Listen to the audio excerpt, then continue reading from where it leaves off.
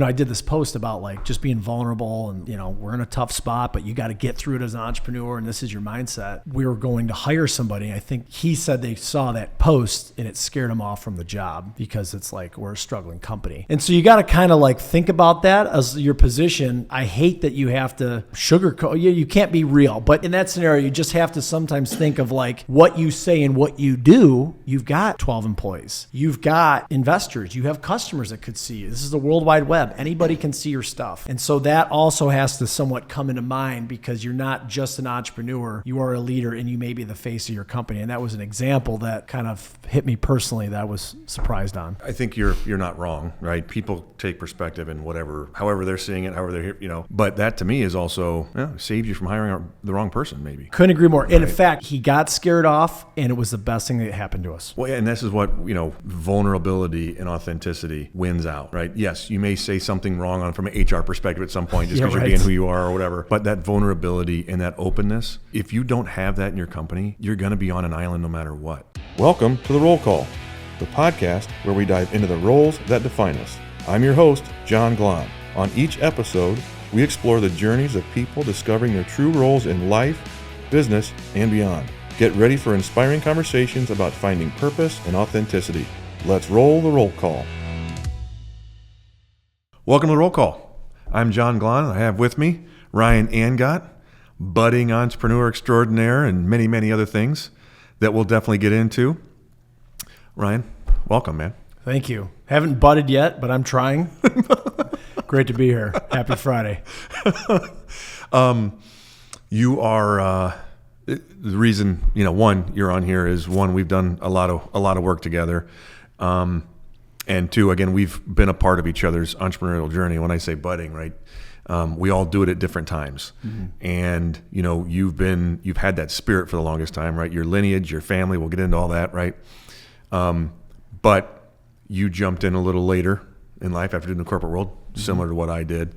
And when I say budding, it's like, although it feels budding to me because it's like I feel like you just got started, but you've been on this journey for a hot minute. Mm-hmm. And we'll talk about what you've left with that, and you've, once you got your toe into the entrepreneurial world, you've been going in. Now I'm up to my neck.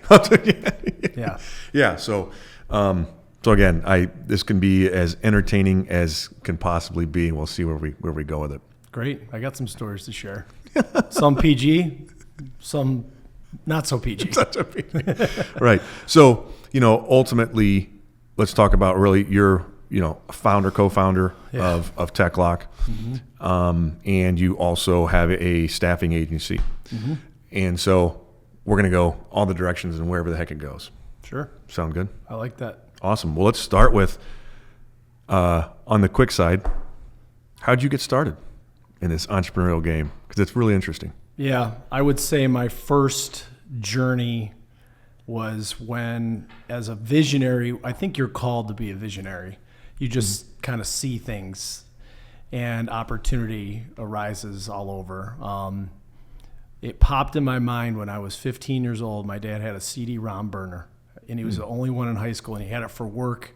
Mm-hmm. He'd sold his company.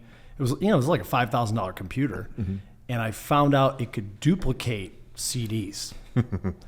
And I was a CD whore back then. I may have had like 300 CDs. Like my life was music, I was into the gangster rap, NWA and all that crap, which is still good tunes now. Absolutely good, yeah. But I had a huge collection of assets I already prepaid for, and I found out I could duplicate it, and I had a huge audience at my high school with distribution right there with no competition. Yeah. And I would start selling illegally, unfortunate. Mm-hmm. So hopefully no one from Paramount or whatever statute of limitations, Suge Knight isn't coming after me when he gets out, but maybe he's out. But I would sell a lot of death row stuff, and I started selling CDs on my locker, and I made like $7-8 grand as like a freshman, sophomore in high school. And then my dad found out. He's like, "That's illegal. That's piracy." And he started breaking them, and that business went under. So it was that gift of like aha moment. And I had a lot of, between now and then, I've had my foot in different little ventures. I owned a little company called Captured by Canvas. We did like $100,000 we did event painting. So I've done different little things, but not at this level. So it started when I was a kid at 15. My dad being a true 50-year entrepreneur with 44 patents, it was always in my DNA. And, now I've made it a full-time career in the last few years. Yeah. So to fast forward of when, where we connected, you and Doc Brown, from Back to the Future, your dad, right? Yeah. He is amazing, right? So 44 patents. I mean, he's an absolute genius when it comes to creating a new thing, a new widget, right? And where you came in was hatching the idea. You had the right guy to help kind of make it, and then, your vision of how to get it out there. So TechLock was born, LapLock. Yep. Right? So let's talk about that journey. I know we could probably sit for 4 days talking about that journey, but how'd that get started? And I know fast forward through a lot of that, but well, if we talked about it for 4 days, I'd need maybe a fifth of Jack and a noose, but we'll keep it PG. The roller coaster of running, not only being a young founder, a new real entrepreneur, like I said, I was a baby entrepreneur. I dabbled in things, but this is millions of dollars, raising money, board, almost 40 investors. It's a pretty gravitas thing now as a true co-founder of a computer accessory brand. Startup, by the way. True startup from zero, nothing, bootstrapped, put in our own $500,000 of hard money, and I can't even add up the years and thousands of hours of time that's been put in. But, it was just born out of that same old necessity. I worked in the cybersecurity world and I was the road warrior. I would leave my laptop out unattended, using the bathroom, getting coffee, and I'd take calls. It'd be so loud in Starbucks. That phone call would come in. I'd be like, oh, shit, it's my boss or the CISO I'm trying to get a hold of. And I'd walk outside for 15 minutes to take a call. And I'd leave my Toomey bag and my $2,000 laptop that was company issued. And by the way, they told me if it was stolen, it was a fireable offense. Yeah. And I was like, oh my gosh, I'm risking my job just because I want the convenience to work wherever with security and convenience and peace of mind. And then we set out about 7 years ago to solve that problem with LapLock, our first of 12 products in the portfolio. And it's been hell ever since. I mean, the timing, it's been a great journey, all jokes aside. I think we created a really good product that does work really, really well. I think we overestimated how easy it would be to make something simple, small, easy to use, but very secure. And then all the details that go with it. Oh, by the way, right before we really got our teeth into that business, COVID hit. Yeah. And that cost us $1 million in losses of choosing the wrong vendor, manufacturer in India. We switched to a great new provider, but we lost $1 million in about 2.5 years because of that pandemic situation. Yeah. And to be clear, right? I mean, this is it's patented. It's an invention, not just a startup. This is an invention, right? Starting from scratch and be able to lock your laptop without having the old cord from way back in the day that people remember at, any corporate office, right, or library would have the cable that would lock into the computer. Computers aren't all built that way anymore, so there is no option. So you guys were creating that option, right? Yeah. So starting from scratch, designing it, trying to find a contract manufacturer, to your point, it's just pushed out. So when people are hearing you and saying it's been a roller coaster, it's been a hell of a ride, along with trying to sell something that's not there yet. And a dynamic again of working in a family, and what that can do. Yeah. Well, he's quit 3 times on me, so he's back now. But yeah, that gives you a little highlight of the challenges of working together.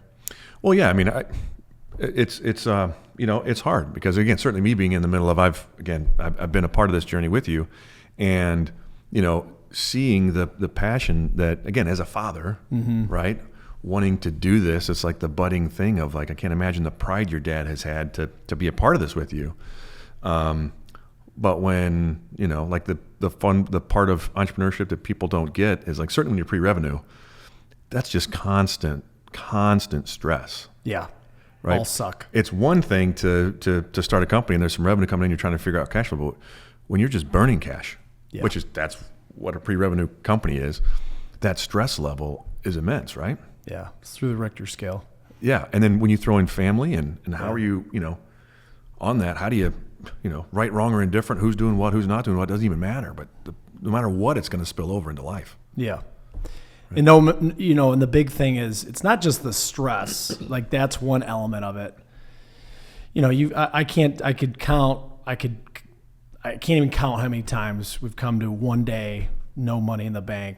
And we got 30, 40, 50 grand of bills, payroll due Friday. You hear people say like, oh, I've been there. That's been real for a long time. And you find a way to make it work. You cut deals with other investors. You give away whatever. You cut a royalty deal. You throw in your own money. You open up a new credit card. That's just how that shit is. And I have had a front row view of two wildly different businesses that I've actually co-founded. And I got into SAS, my Filipino staffing agency that I've co-founded because I was a TechLock customer and saw a need. And, TechLock building something from scratch, the hell that is. I mean, the tooling, the planning, the inventory, the overseas component. And it's not like we didn't make a Croc shoe. We didn't make a Yeti. We didn't make a new coaster with a widget in it. This is software, electronics, mechanics, and on a bootstrap budget, it is really tough.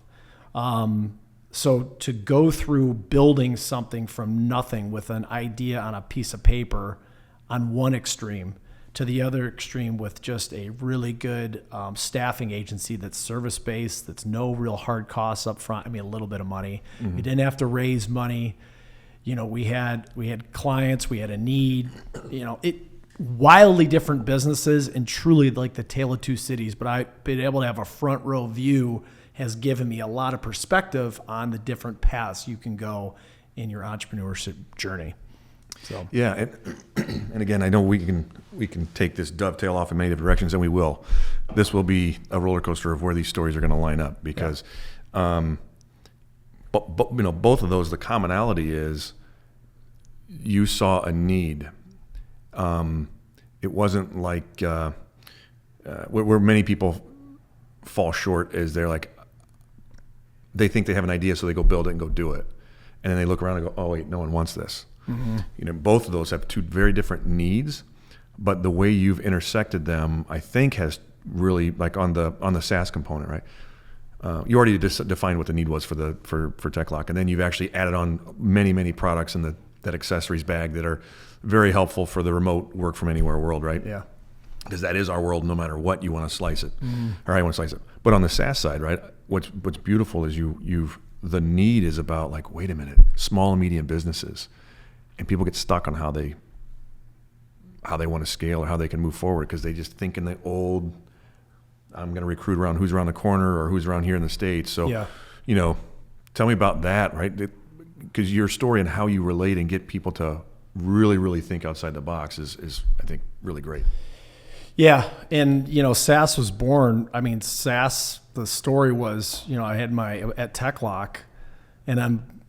Crazy visionary entrepreneur, like we're going to be $100 million company someday, which maybe we still will be. It's been a longer road than I thought. But, I always thought if I owned my own staffing agency that could feed TechLock, because we'll need 50, 100 employees, whatever we need, boy, wouldn't that be an advantage? And it has been.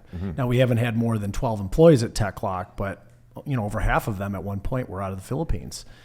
And so, I just came into it with another problem that I saw at TechLock. I had like my third local EA that was 20 to 40 hours a week doing social media, just doing admin projects, paying 20 to 30 an hour.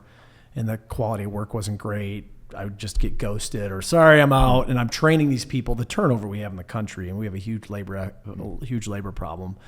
I randomly got a message from Regine 4 years ago that said, hey, we cater to companies like you for $7 an hour. Of course, my antenna goes up. I go, well, McDonald's is paying 14, so what am I going to get? And, true to this day, Christina, my assistant who started with me then, we pay her a lot more than $7 an hour now, but that's okay. She's worth every penny. she's been with me every day. We talked to her probably every other day for almost 4 years. Yeah. And during that time, it was just like, wow, this is what a value to an entrepreneur. Yeah. I can go month to month at that price with good output, no brainer. And the cool story about how I got into that was I wasn't looking for another business.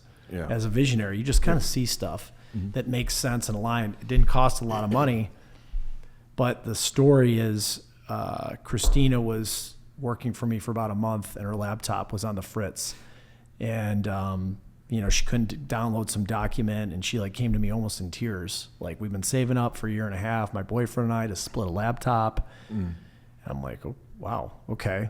And then I'm like, Christina, you really, she felt so bad she couldn't get this project done. I go, you really work for me full time. Let's go on Amazon. I bought her a laptop for whatever, $600-700. She balls crying for 20 minutes. Yeah. And I was like, whoa, we look at things so different in America than we do over there. And my point, coming back to your question, was getting people to look differently. And I tell that story because it makes, people hear a laptop's like breathing air. Of course I get a new job and a new laptop. Everybody's got no, it's not the latest Apple, whatever, I'm pissed. Yeah.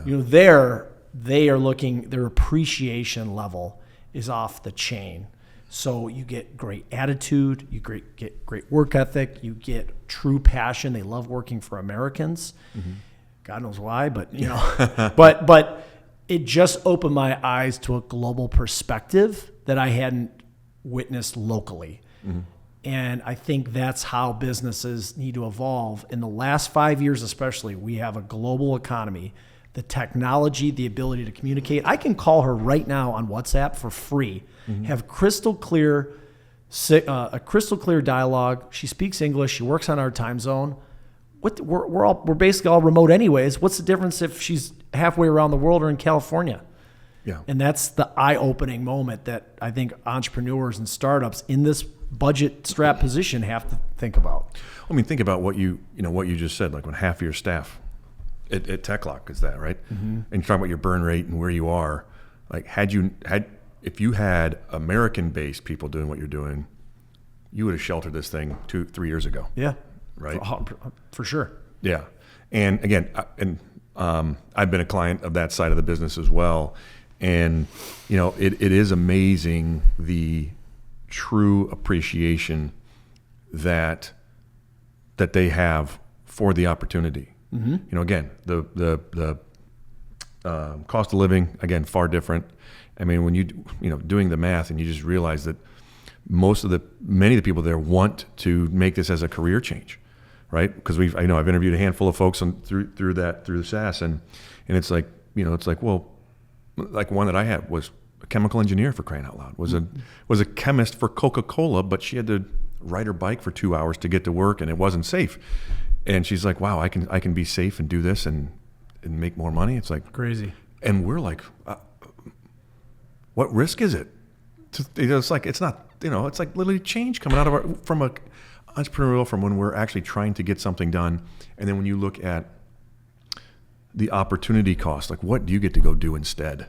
Sure. As an entrepreneur, certainly a solopreneur, or, any size of company, really, on the entrepreneurial side of things. Yeah. I mean, every business, usually the number one problem is people.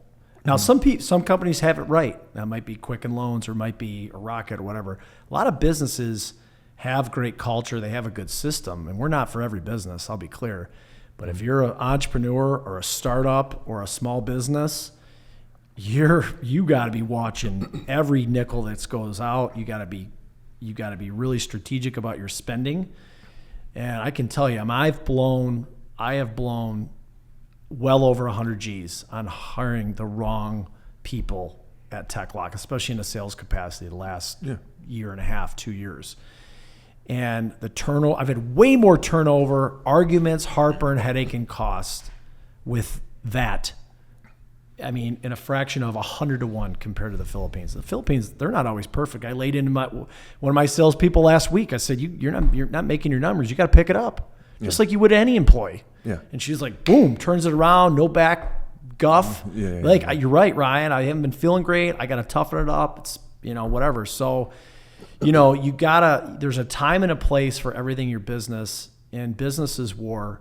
You got to find ways to keep your costs as low as possible and without compromising quality. And you sometimes have to pivot and do that in a more strategic, different outlook. And that's what I stumbled upon and found through the Philippines. Yeah, it's a de-risking factor. And I also want to throw out here too, because, I am a very proud American. I do love the onshoring of what's happening. Obviously, I want to support our local economy. Sure. The states, right? Yeah. And so, even with my company, right, it's been a tough line to toe of, I don't really think in many cases you don't need to replace people or take away jobs from here. I think it's a supplement in many ways, right? So taking someone who you have here that's trusted, all right, let's elevate them to do a different type of work, right? It's in many cases it can be some of the low-level tasks, but they can also do great tasks. So I want to just say that for everyone that there's a time and a place for both, and I think it's a supplement. I don't think it's an or.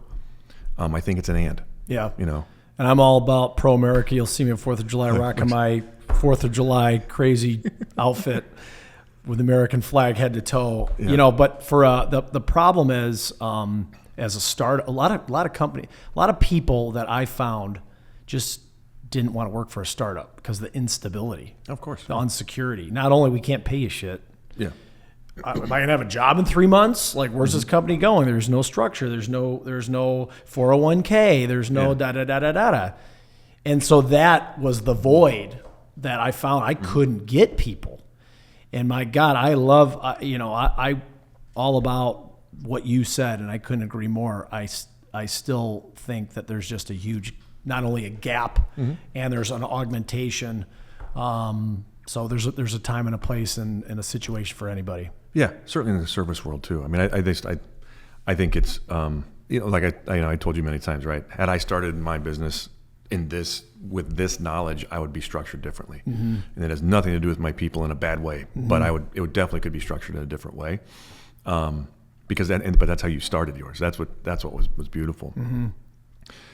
So, I will now coming back to on the TechLock side of things.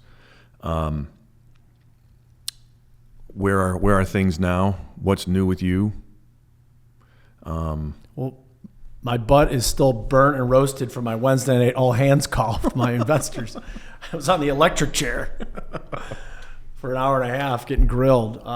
We've had some financial setbacks and cash is tight, but we're getting through it as we have for many years. I'm not a stranger to being in the hot seat. So right now is a very unique position actually for me. I have been running the show for many years, no pay, put a lot of money in, and I actually found a more, I think, qualified leader to run TechLock, Jason Knapp. He's done 20 million of online sales and computer accessories as a bootstrapped entrepreneur, and he's local. That's a diamond in the rough, a needle in a haystack, if I'll say. And I think there's just a different, in your evolution of business, there's always a time and a place for people in certain roles and positions and where you're at. As much as I want to keep doing this full time, and I'll still certainly be involved with TechLock, really in the sales capacity, which is what I'm good at, not getting bogged down with running a business. So it's kind of a handing the baton to this new guy who I actually think is going to be better than me in that capacity. Now, if Jason and I were trying to sell a major account, I'm definitely the guy for that. If he's trying to do 5, 10, 15 million in online sales, which is bread and butter, he's the guy for that. And I think the lesson is don't be too prideful as an owner and entrepreneur. I'm still a majority owner in the company. I'm still a co-founder and I'm still involved. And I'm more on the visionary, big sale relationship side. Like we've got a huge opportunity with a major airport retailer that I'm all over. I love that stuff. So I think you just got to recognize time and a place.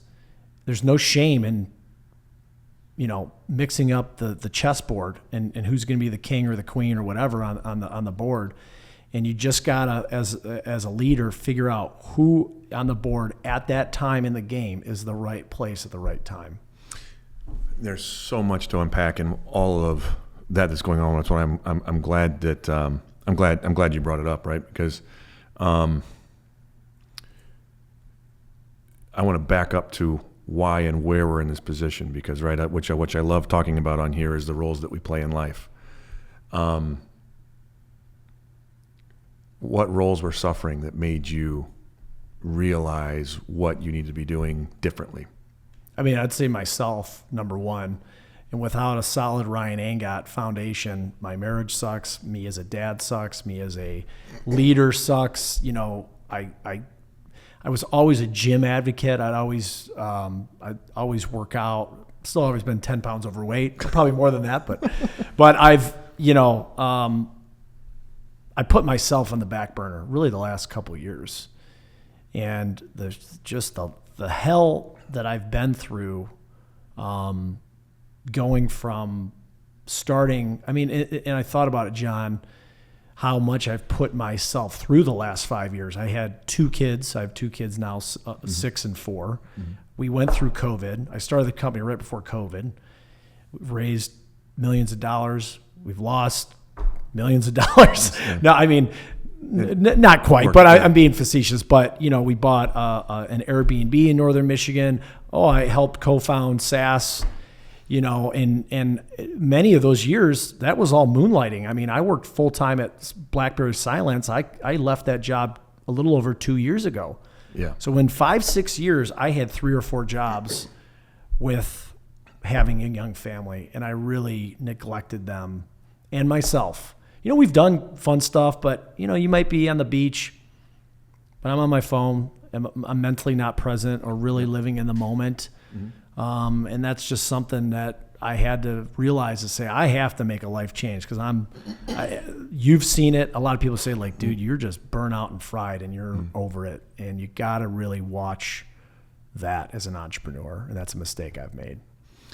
Yeah, I don't want to say mistake, right? You're doing the best you can with what you know, and you're trying to get it done. But that's want to hear about when we talked previously, right? That the family side of it, realizing that life's too short to be burning that up right now. Yeah.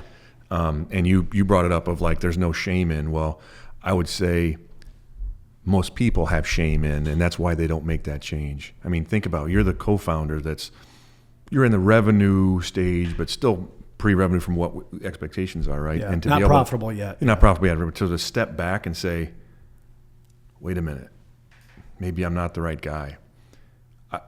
That's not common. Yeah. Most people are like, this ship's going to sink, or I'm getting rid of this thing because, that might be the easy button. That's the runaway. But again, most people have shame in that. And that's to have you have that realization, that takes some stones. Yeah. And take action. I didn't really think of it that way, but a lot of people so we hired Jason about a month ago. Mm-hmm. And some people were like scared. Some investors were like, dude, are you not, what are you doing? What's going on? I said, no, I'm going to be involved. I'm still here. I'll be doing what I'm good at, and it's actually going to help the company out better. It's better to have a more qualified leader in what we need at the company right now. And I haven't viewed it as negative. I have viewed it as you put the business first, truthfully. And it's a win-win, because I think the business needs a fresh change, and it needs a new strategy. What got you here won't get you there. And I think from what I've done, we haven't become profitable yet. And so I'm very okay with saying, like, dude, let someone else figure this out. That's in the best interest of me as an owner, all of our owners, and the company. It's not about Ryan. It's about the company. Put the company first. What's in that best interest? Don't be prideful. Yeah. And I also think in tandem, it's best for me. So it's truly a win-win where I can be happier. I can do what I like at TechLock and try to work on big opportunities. I can be with my family more, and I can now follow my other passion with my Filipino agency, which I'm really falling more and more in love with every day I work on that. Mm-hmm. So it's a win-win outcome. No, I and I just want to keep, because maybe it's fresh in my mind because I was watching the Netflix on the Ocean Gate, the submarine that went down, and not through it all, but just the from the ego side of things, far different opportunity, right? He literally went down sinking with the ship, right? Literally. And because there was that ego, and there was that, I'm hearing the other side of it on his side. He's like, no, hell or high water, we're doing this. And it wasn't right for the company, all the things that he was doing. It was right for him because he said he wanted to go do it. Yeah. So I just don't want to play down the fact, even though I love your perspective, because you never looked at it in the way of like, what's someone else going to think of this? I mean, I know you thought that because the investors, right? You knew that was going to come. Yeah. But at the same time, it's like, no, it's not. And you didn't come up with this story right now. You know what I mean? Sure. I'm just replaying how many people, certainly in the startup world, right? There's a lot of drive and ego, lots of things involved in that. Yeah. Not many back down. Yeah. And say, you know what? Let's find out let me do what I love doing, right? How many hats you've worn through the years, right? 20, 50, I don't know. Yeah. Everything. Yeah. Yeah. Yeah. So, I mean, there's just so many lessons in all that of finding out what you're really great at and you love doing. Yeah. And there's no one's ever questioned that part, right? Yeah. You on the selling side, like that's what gets your juices flowing. Yeah. Well, and the reality is people, like, startup and being a founder or co-founder, there's a lot of suck that comes through it. And there's no way I could get to this position without going through years of suck. I've been like 7 years was the idea. And we really started kind of putting pen to paper about 5-6 years ago of like putting some time, how are we going to do it? And then about 4 years ago, we started putting money in. And then 3 years ago, we started taking investor money in. And that's when things really changed because you have other people invested in it. But you can't draw that conclusion without going through it and getting here. I mean, what I've learned, let's say I lost the big money that I've put in. I would put that against a $300,000 PhD at Harvard any day of the week. I would just say, like, I can't. Yeah. You can't replace going through it because you just haven't done it. And every day I wake up, truthfully, every day is a new lesson in life and business. And that if you don't think like that as an entrepreneur, you're going to be woefully disappointed in life because it ain't. We all want to make money. But it's all about the ride, the journey, the experiences that build you to the next thing in life, whatever that is. Bam. Yeah, that's the bombshell there, right? Again, got a degree, got an MBA, me, right? Haven't used a single thing that I can recall in business and any of that. That's what I always constantly say when someone tells me, well, I'm an engineer. What do you mean? You mean you're in school to be an engineer? You're not an engineer. Right? The job is what defines if you're that or not, right? The real world is what shows you how to do things. College shows you some aptitude, and again, PhDs, and they're brilliant people. Again, sure. And some people do it differently. Again, for me, learning something is by doing and by more so screwing up, for sure, or just realizing that there was a different way, sure. Right? And so, but having that attitude, and actually, and that's for everyone here, too, is the difference, I think, with you is you share that lesson. Like before we started this, you're like, let it rock, baby. We're going to let all the sores out, whatever it is. And again, most people would be guarded against that because most people think in order to be, a well-respected entrepreneur, you've done everything right. Well, again, no one has ever done anything right. Just like me and my coaching, right? What makes me good at what I do is all of the F-ups that I've had. Sure. I can keep you out of some stuff, right? But also some curiosity in it. And that's where you are in it because you're constantly finding people and listening to people and finding other ways to do things. Yeah. And then you share it. So, you're the $7 entrepreneur, right? You share it on social media. You share your messages. And not everybody... and you just do it like, I just felt that. Sure. I need to share it. Yeah. Right. One take. I don't do 2 takes. Yeah. It's funny you say that. And reflect on your coaching, which is great, but it's got me ousted on my job too, John. I'm just kidding. No, it was great working together. Yeah. And I'm all about believing in the planning and learning from other entrepreneurs and what we went through that. For me, one of the things I love on content is authenticity. Mm-hmm. And I just did one in the parking lot. I learned something new yesterday. I found Claude AI has a phone app. And you can sync it to your Bluetooth in the car, and you can talk for up to 10 minutes and it will spit out like the world's best freaking whatever you're asking it to. And I'm not going to read it afterward, but when I get back to my desk, I've got this beautiful report of whatever I asked it to do, and I can save so much time on those prompts. Mm-hmm. That tip I learned yesterday. I just did a post on this morning. So I'm very authentic on trying to give anything that I've learned, that I've shared over my journey, into content within 2 minutes to other entrepreneurs and startups, whatever it may be. Raising money, dealing with bored, angry investors, happy investors, asking for advice. It's just, I'm all about that authenticity. Only thing that sucks, and I got burned on this, and I had I don't want to say a come to Jesus. It was when I hired a former sales leader of ours at TechLock, and I did content. It was right around New Year's, and being authentic. And I was going through a really rough time. It was just some dark days, really hardship. We lost a big deal, and finances were tight, and fighting with my dad, whatever. What else is new? Yeah. But I did this post about like just being vulnerable, and we're in a tough spot, but you got to get through it as an entrepreneur, and this is your mindset. And we were going to hire somebody. I think he said they saw that post and it scared him off from the job because it's like, we're a struggling company. And so you got to kind of like think about that as your position. Mm-hmm. I hate that you have to, sugarcoat. You can't be real, but in that scenario, you just have to sometimes think of like what you say and what you do. You've got 12 employees. You've got prospective employees. You've got investors. You have customers that could see you. This is the World Wide Web. Anybody can see your stuff.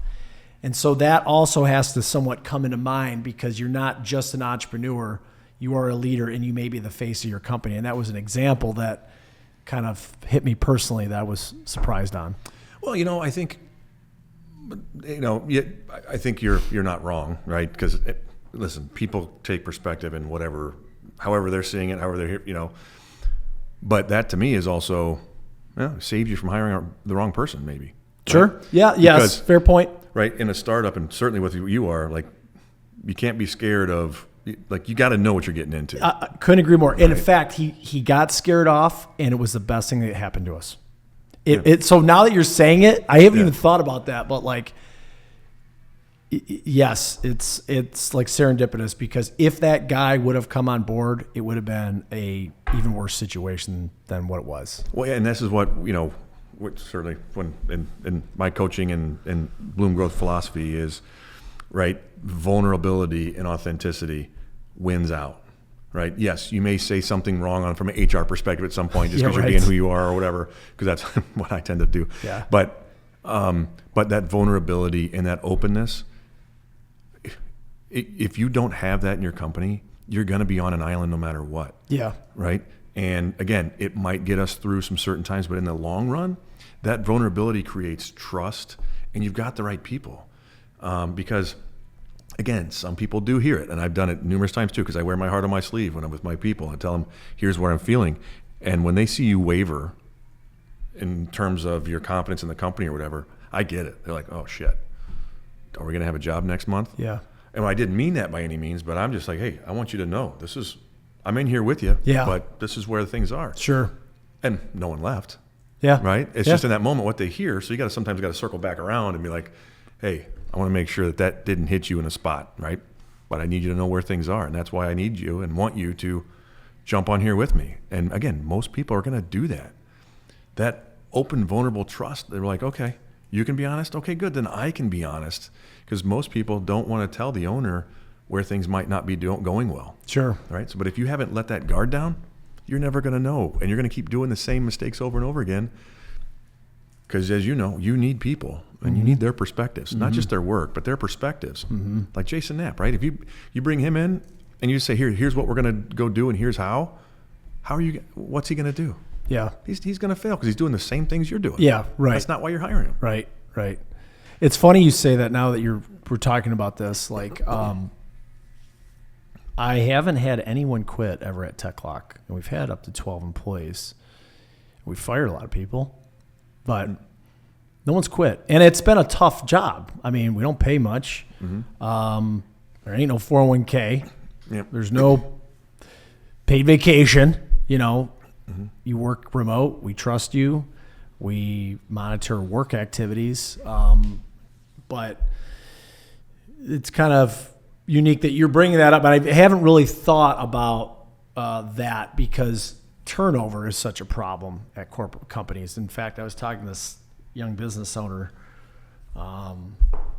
and she was like, I can't get my people to stay. She has these clinicians, and she's like scratching her head. What's the problem? And she was actually inquiring about my staffing agency to help do some staff. Mm-hmm. And I was kind of like, you probably should solve that problem first before you just hire a body. We can go and help you, and we'll do that. But having people leave is a huge problem. But the fact that you and I both have been open, honest, and authentic, and we have people that stayed, that it kind of says it all. No, and absolutely. And actually, the next phase of that is making decisive people moves.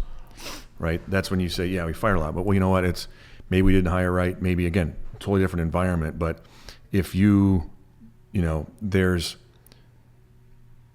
if it's not a right fit, you've got to make that move quick, right? Or else it's just going to exacerbate. So that's one thing that I've been impressed with on your side is, again, because many folks just let it simmer and it'll get better, or start making excuses why they're not performing. But again, the most successful companies are making decisive people moves, not just on the negative, not just on the firing side of things, but, hey, we're going to go do this. Let's plan it out and let's go do it quickly. Don't let it go out months. Mm-hmm. And again, and certainly in yours, you can't just keep burning money by someone who's not to be a good hire. You got to make that move. And, right. So that's one thing you've been, again, from my view, right? That's not something I've been great at. It's hard. Right. Yeah. It's tough. Yeah. Right on. All right, man. Like I said, we could jam so many different ways from Sunday on the good parts of business. Cass Lake, let's get some fun in here. Yeah. We're not going there. We don't want to go too raw on this podcast. Right. Yeah, we're starting an OnlyFans page. Yeah, that's right. What I would like to do is, I know you've mentioned a handful of times, but I love to talk about a mistake that we've made that, or maybe a failure or something that you've maybe learned the most from, and that maybe others can learn from. One of my mistakes, I have plenty to choose from. Again, those could be Cass Lake stories too. Yeah. I would say the biggest thing is probably knowing what you're getting into and setting up clear expectations as founders up front with whoever that may be.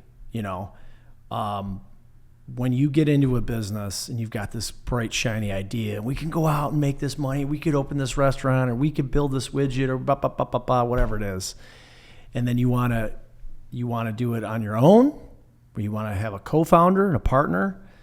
And a lot of people go with partners or co-founders. That's pretty common, and that's a route that I went down.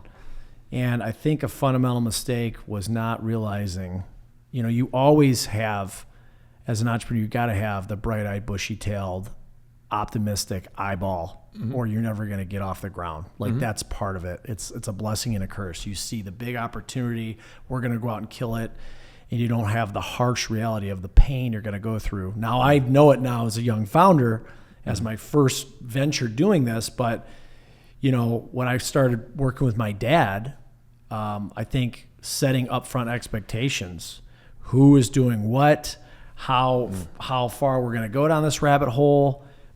There's just so much to being co-founders, and having those difficult conversations before you get into the pool together.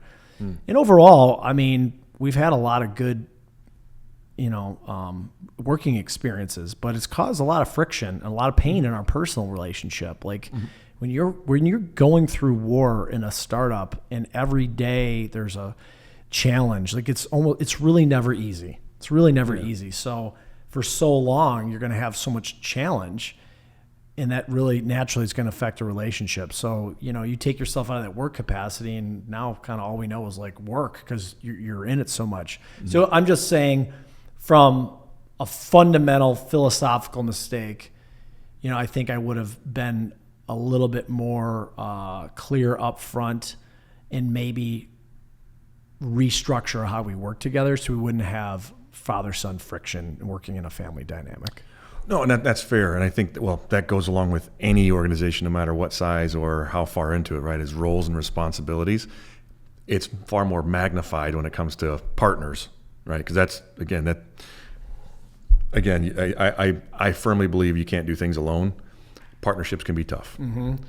So I always stress that I love partnerships, and or at least having the people knowing what they're supposed to do or what they're good at, right? And you don't know what you're going to need in that business unless you know the industry or you've done it before, right? I think you don't know what you don't know until you get beat up with it. But I think that is a good hard step, is like, let's stop and think about before, right? Because any operating system, Bloom Growth, EOS, and all those, right? They're all the same philosophy, is having structure, having roles and responsibilities defined.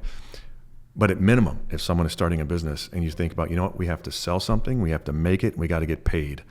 Those are three simple pillars that no matter what the company is, right? You got to do the work, you got to get someone to buy it, you got to do the work, you got to collect it, and then pay people.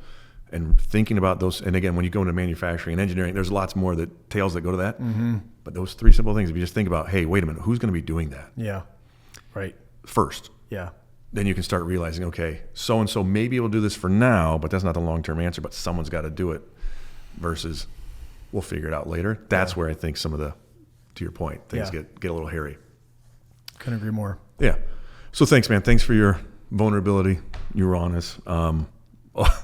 Always love jamming with you. Never a dull moment. Yeah, it's always fun. Thanks for having me. I appreciate it. I feel bad I'm not asking you much about your business. This isn't what's going on. I know, but it's like I hate.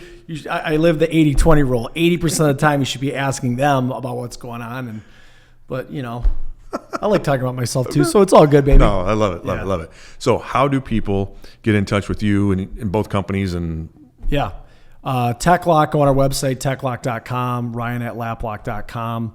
Not going anywhere. And then my SaaS business is Strategic Assistant Staffing, and it's strategic-assistant.com, and Ryan@strategic-assistant.com. Happy to help out.